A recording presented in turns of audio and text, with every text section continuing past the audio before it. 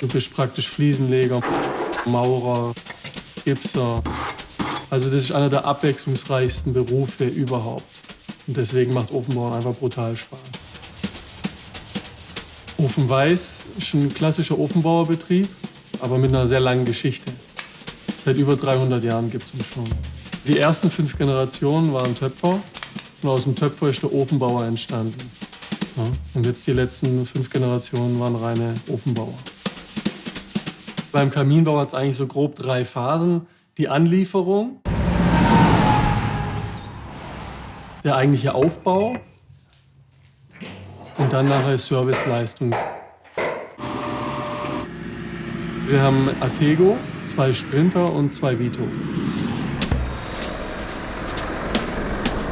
Der Atego ist einfach das Zugpferd. Für die großen Materialien, für die schweren Sachen. Wir haben Heizeinsätze, die wiegen teilweise 400 Kilo. Und die Hebebühne ist halt das, was uns da viel erleichtert. Der Sprinter wird für den Monteur benutzt, also für den Ofenbauer. Mit dem Sprinter fahren wir aber auf die Baustelle, haben noch Materialien hinten drauf und eben hauptsächlich Werkzeug und Zubehör.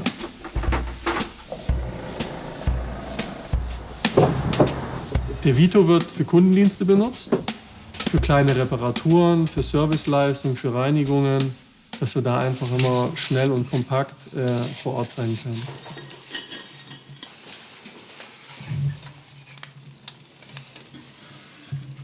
Ein Lieblingskamin, der hier hinten, der offene Kamin, der Gyrofokus, ist mein Liebling.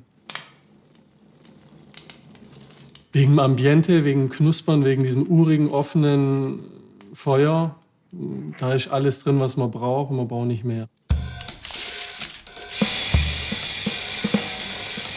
Also ich möchte hauptsächlich, dass Ofenweiß ein kleiner Familienbetrieb bleibt.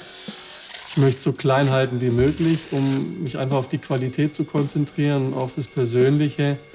Ich habe keine größeren Ambitionen. Ich möchte es einfach so lassen, wie es ist und gut und sicher, stabil weiterführen.